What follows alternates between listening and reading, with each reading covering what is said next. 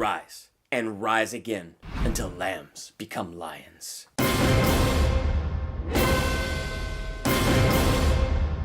Welcome to Durbania. I'm Durbin. This is my theological analysis for 2010's Robin Hood, directed by Ridley Scott, starring Russel Crowe. I really did enjoy this movie. I haven't seen the theatrical cut in I don't know how long. I have the director's cut at home, and the director's cut is just absolutely amazing. I love digging into this movie, and with the new Robin Hood starring Taron Egerton and Jamie Foxx being just around the corner, I thought this is the perfect time to revisit the last big screen outing of Robin Hood. If you saw this movie, what did you think? Let's talk about it in the comments. Rise and rise again until lambs become lions.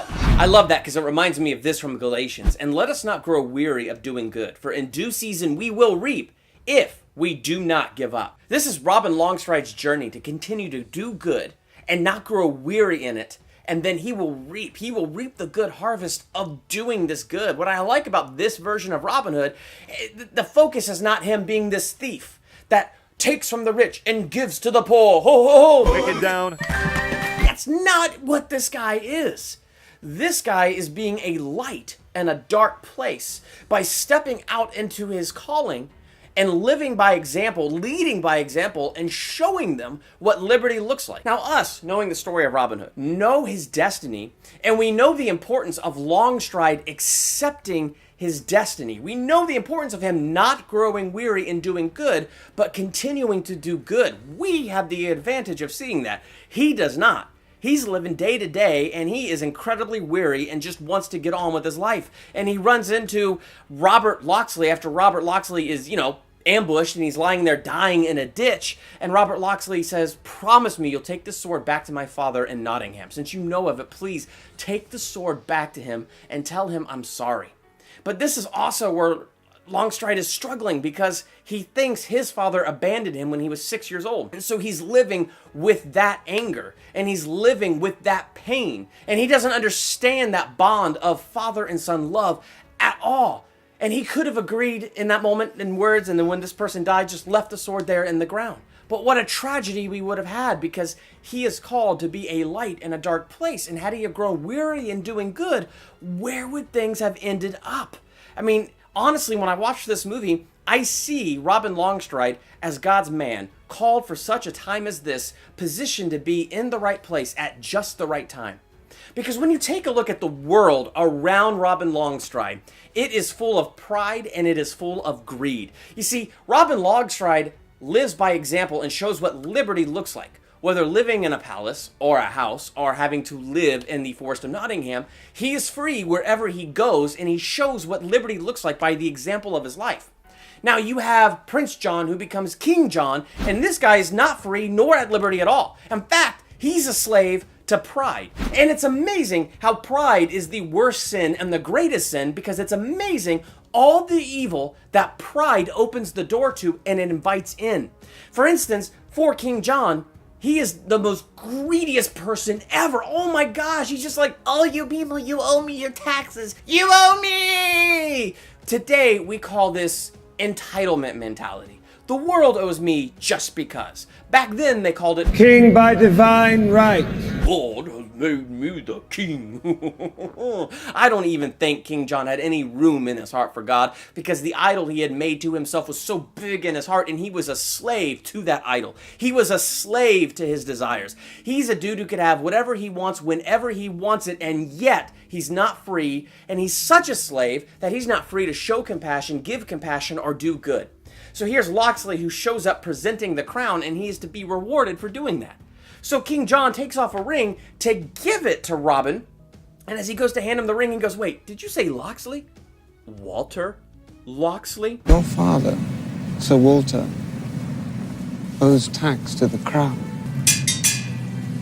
My crown. So he couldn't even reward this guy for the good that he did in delivering this bad news, because he's that enslaved to his greed. But then pride invites more than just greed. It invites division. The land is now divided against the king, because the king's greed and the king's pride has brought about such tyranny that the people have turned against him. Now here's what this tyranny has done. There's an enemy at the gates, and this enemy has been sitting, crouching at the door, waiting to just pounce. And now that the land is divided, a house divided cannot stand, and a house divided cannot fight off an enemy. So now it is time for this enemy to conquer, because they don't have to divide. I mean, the land is already divided. Now they just have to go in and conquer. And so you have this character, Godfrey, who's the traitor in the midst. Godfrey is this devil coming as an angel of light. And he's saying all the right words and all the right stuff. So King John sends a traitor in his midst, a wolf in sheep's clothing, out. And he's sending him out to do terrible things. He's sending him out to take the tax that he believes he's owed. He is truly milking a dry udder, and there's nothing he could possibly get out of this. All he's doing is causing more tyranny and more persecution, but he's sending out an enemy that he doesn't even realize is an enemy, because this guy is basically the devil trying to just stir up the pot. The pot's already stirred. All he has to do is continue to dip his finger in and just stir, and just keep it going. And that way, they will not be ready when the French come and invade. And that way, their kingdom will utterly fall. This is the world that Longstride is called into, and it already sounds absolutely exhausting. But when you watch Longstride's journey, it starts with one simple decision to do right. And that one decision to do right led him to Nottingham and led him to the Locksley household, where they said, take the name Locksley, take my son's name, so that Marion won't lose this land. And I have something to tell you. And in the midst of that, Locksley finds out about his Longstride past, that his father did not abandon him, but his father was a visionary who believed liberty should be given to the people by law. And he united these barons, he united these heads to come together and sign a charter, and he wouldn't give up their names on the charter, and he was killed for it. Now, Robin, following this path and being a light in a dark place, set him free of a pain he'd been carrying all of his life, and an anger he'd been carrying all of his life, because now he sees how honorable his father was and what a great man his father was. So now we have King John, who shows up where all these barons are meeting, and they're ready to take out their own king while trying to figure out how are we going to take out this French king who wants to come over here and invade. So King John shows up to drop the hammer and to smash all these people under his feet, because, oh, you all owe me your allegiance. A king does not bargain for the loyalty that every subject owes him. But that's where Robin Longstride shows up and gives his speech of liberty by law. And when King John sees the whole crowd swayed to this, dude is so prideful and so wanting all of this stuff, he goes ahead and goes with the crowd. But here's what's interesting.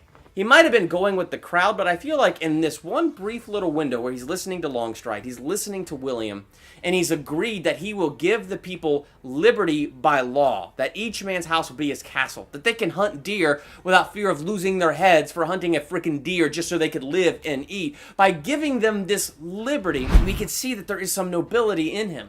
And as he's riding with Longstride and he's riding with William, we see that, man, that coal is being flamed. I mean, this is the importance of the light that Longstride is. Nottingham, their spirit was dead, but he shows up and he gets the grain and he plants it in the ground. The grain that the church, lowercase c, had been withholding because they're so full of themselves, they felt, well, this is all ours, and we're going to hide behind religion and tradition to make sure we're fat and we've eaten while you starve. And so he gets the seed and gets it planted and gets them food. He restores their spirits, man. They start to have parties and to celebrate and to dance once again. He being this picture of what liberty should be, being this light in a dark place, it's contagious. And Nottingham, that was now dead in spirit, becomes alive in spirit. And they start dancing and they start rejoicing again. And now the king is now having this light being contagious in his heart as he's seeing liberty by law, as he's riding with Longstride, as he's riding with William, and he's ready to be noble and go to battle with them. I mean, there's just this briefest of moment where it's like, wow, this guy's been a pill this entire time, but he could turn around. Except when they win the war and they turn the French back and the invading army is turned away. Yeah. King John says to William, wow, who did they surrender to? And William says, to him. Why would you do that? Why would you do that? It's not all William's fault. One way or the other, John would have seen everybody chanting Longstride and not his name. And so eventually he would have caught on, and then his pride would have, got the best of him. But that's what a slave he is to himself. He could have been free. He could have humbled himself in that moment, but humility did not look good. Such a slave to his own whim and such a slave to his own desires that he went back on his word. And for Longstride's efforts, his reward was now to become an outlaw. And everybody didn't get the freedom that they were promised because this king was such a slave to himself. And when you see the very last shot of this movie, here's people living like homeless in the forest of Nottingham, and they are full of more joy than the king is in his own castle. So to sum it up, King John, through pride, became a slave to his own greed and wasn't even free to show any kind of compassion. That slavery to his greed brought division to his land, and that division to his land invited the enemy that was just waiting at the gate for that opportunity. And then you have Longstride, who did not grow weary in doing good, but day by day stepped forward and did what he knew was right.